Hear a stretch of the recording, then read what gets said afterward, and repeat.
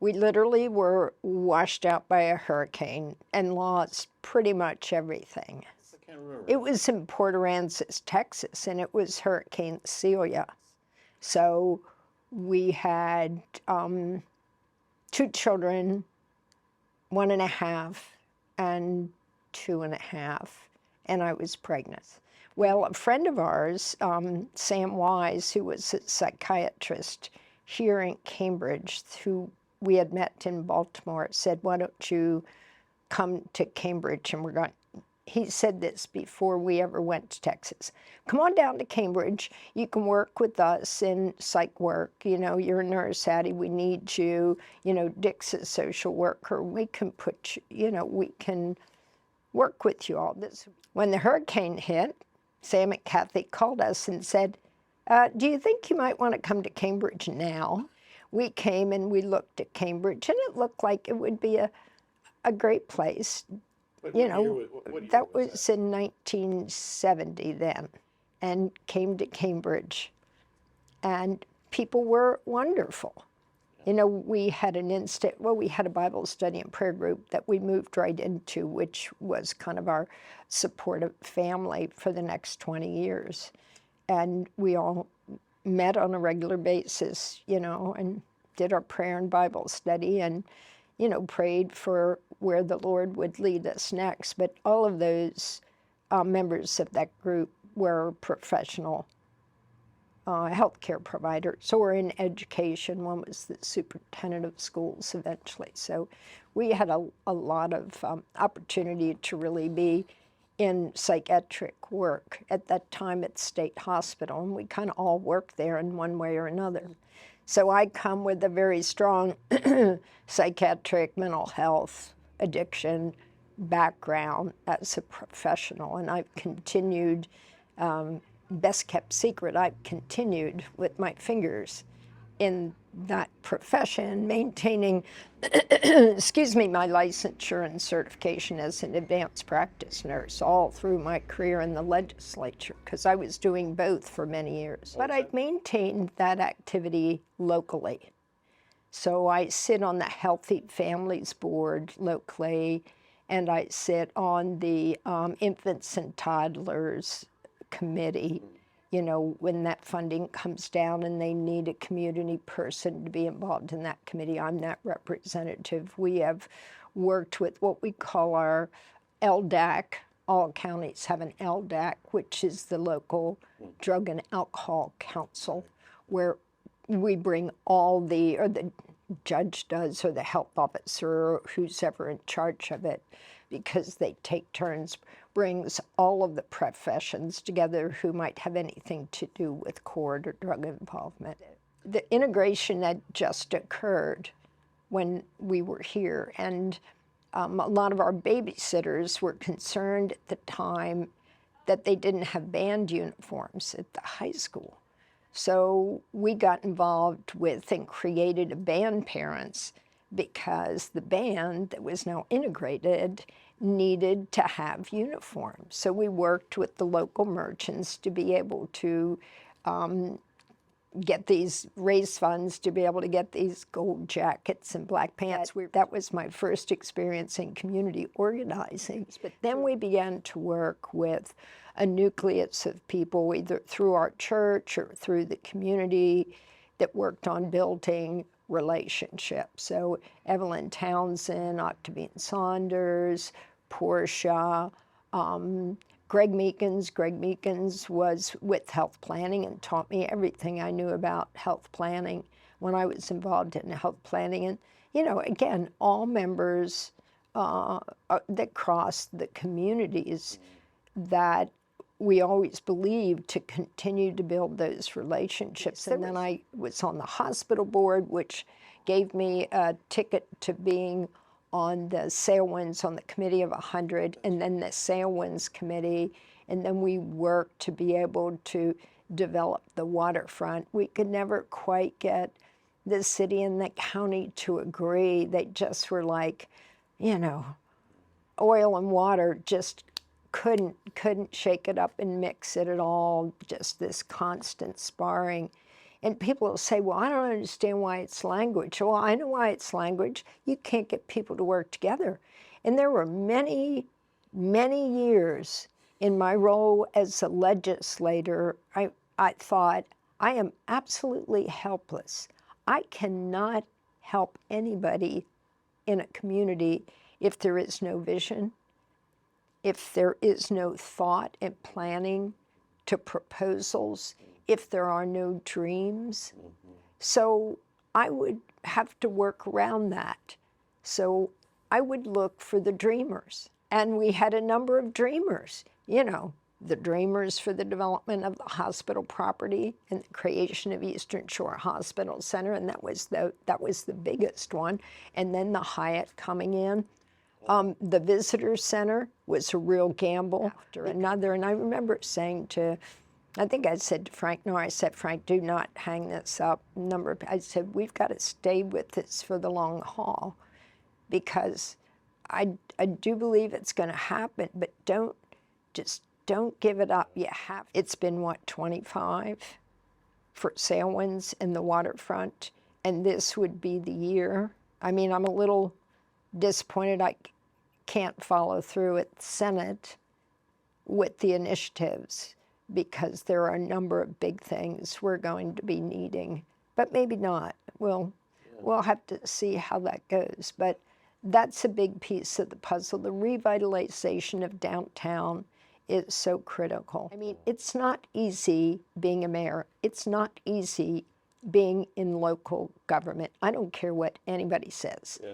It's a lot easier to be a legislator in Annapolis. Right. And many elected officials find it very frustrating, and they get very impatient with Annapolis because they're used to making decisions, having input, and being that close. Yeah. You know, you are up close and personal with people on a regular basis. So preparation at that commission council level is really a good step. Because the Maryland legislature is a citizen legislature, and it is important that people stay in touch with their constituents. And I have a very visceral in touch with vulnerable populations. And maybe that was my Achilles heel, that I was too over-involved in that piece of it. All of it, I thought I had been pretty versatile in being able to listen to the needs of a variety of our constituency and respond to them. Yeah. It's a big district. People have no idea of the complexity of this district until you walk in the shoes of many of the communities. And I think that's true for Cambridge as well. The truth is, I am grieving. There is no doubt about it. So I usually do not get weepy. This has brought it. Yeah. Now it's close to the surface. And when I saw, but because there had been all this background about playing out mayor, and then it came up again in the fall, it came up again in January, it came up again in February, I kept dismissing it. So when it came up in the numbers, and I guess it was a week, it may have been a week before the election, somebody said, we need to talk. And I thought, oh boy, what are they going to tell me, how badly I'm going to lose? And it was like, you need to run for mayor. And I'm going, I can't do that. There is no reason I can do that. You've got capable people who are right there. Those young folks, any one of them could do it. Mm. Yeah, Addie, but they're all new. They're all new. All the players are new. All the history is gone. And they need somebody to lead them who gets it for Cambridge and who has been there to help them move forward without stumbling in the problems of the past, which will hold them back, and how to plow through it you know how to plow through.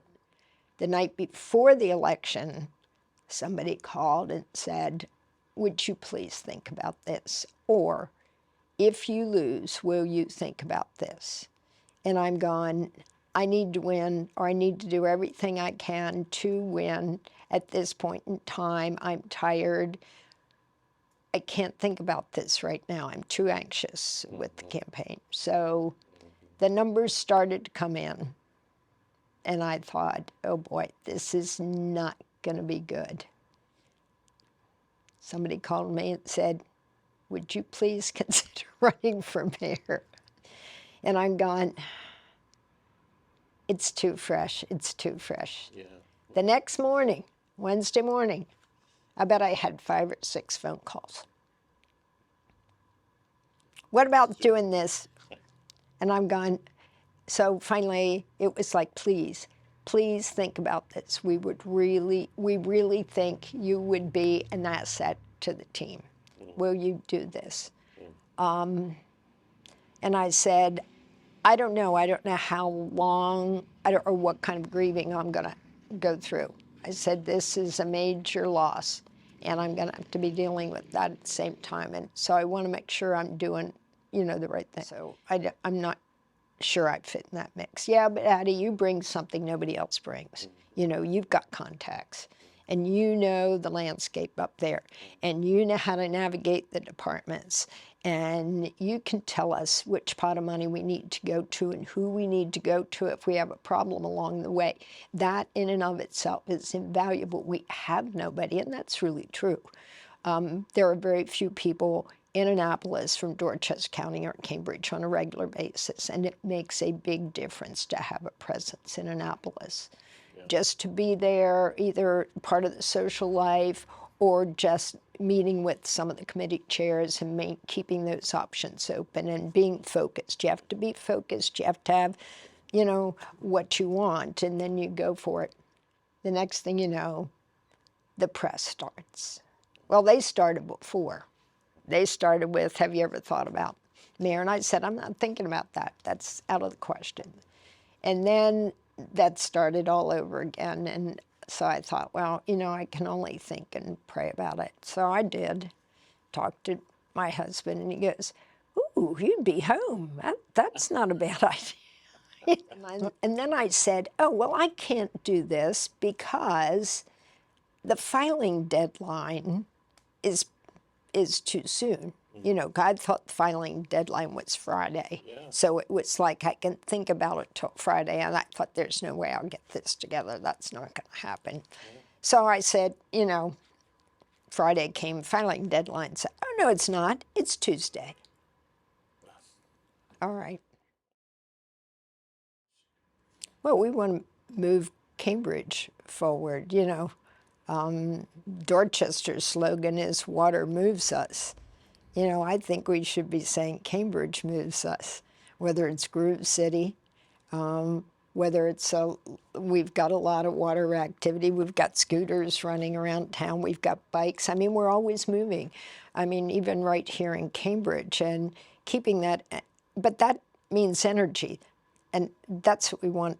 We want a vibrant, energetic community, a place where many different people can live, work, and play. And I think that's what I could bring. Weakness is only where it is. Power, you don't need to be an out front leader to have power. You earn power, and you build it. And that, to me, is important. But highlighting the positive on a regular basis. I work in my day-to-day work, I work from a strengths model. Let's see what people are doing well and make it better, build on it. The negative pulls people down. We don't, and there's enough negativity out there. We want people to take the higher road, stay above board with it. That means high expectations. That means structure. But with structure, holding people accountable is security, and it decreases anxiety. So I think there are a number of things that I can bring, if only to validate or negate where people are already going. You know, and that breeds confidence, and confidence breeds hope. And that's where we need to be. We need to create a sense of hope for all members of the community, because too many members of the community can't see in front of their faces right now. They're overloaded or burdened with internal personal stuff, external personal stuff. We've got poverty, we've got housing, we've got crime, we've got streets that are in disrepair. We have homes that people are dying and leaving, and even in the best neighborhoods, they're in disarray. How do we, and we've done some inventories to move forward on all of those initiatives. Many of these things are not new issues. They're issues we've been working on for a very long time. But I think it's the combination, the creative combination of teaming that you put together to solve those problems. You know, to clearly identify them and then figure out who's going to do what. And it's going to take all hands on deck. To me, that's, you know, the mayor gets to be the face of Cambridge, for better and for worse. But you're also a part of a team. So I may not make the budget, but I can certainly eyeball the budget, and I can make suggestions. If I develop respect and I earn the right to be heard, which is important to me, then maybe some of those ideas can be translated. You don't have to be an upfront leader with a whip and be driving the train to see progress and to be engaged. I mean.